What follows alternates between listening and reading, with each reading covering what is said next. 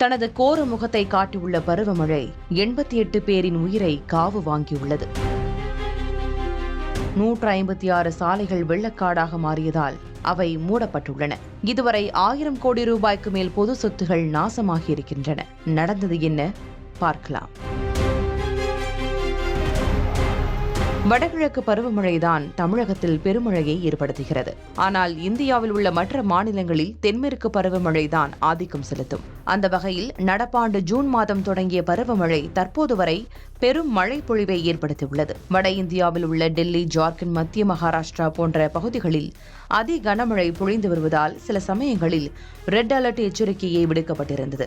இப்படியான சூழலில் ஹிமாச்சல பிரதேசத்தில் பொழிந்த கனமழையின் காரணமாக அம்மாநிலத்தில் ஏற்பட்டுள்ள பாதிப்புகள் குறித்து தெரிய வந்துள்ளன.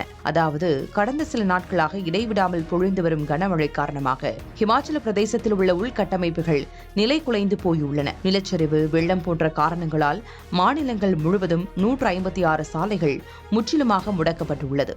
அதிகபட்சமாக மண்டி மாவட்டத்தில் 54 சாலைகளும், குல்லு மாவட்டத்தில் 43 சாலைகளும், சம்பா மாவட்டத்தில் 10 சாலைகளும், சிர்மூர் மாவட்டத்தில் 7 சாலைகளும் மூடப்பட்டுள்ளன.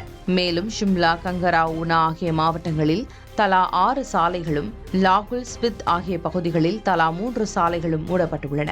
இதனால் மலைப்பகுதிகளில் வசிக்கும் மக்கள் அத்தியாவசிய தேவைகளுக்காகவும் பயணத்திற்காகவும் மிகுந்த சிரமத்திற்கு உள்ளாகினர். இது மட்டுமின்றி நிலச்சரிவு, வீடு இடிந்து விழுதல் போன்ற பல்வேறு விபத்துகளில் 2 மாதங்களில் மட்டும் 88 பேரின் உயிரை கனமழை காவு வாங்கியுள்ளது.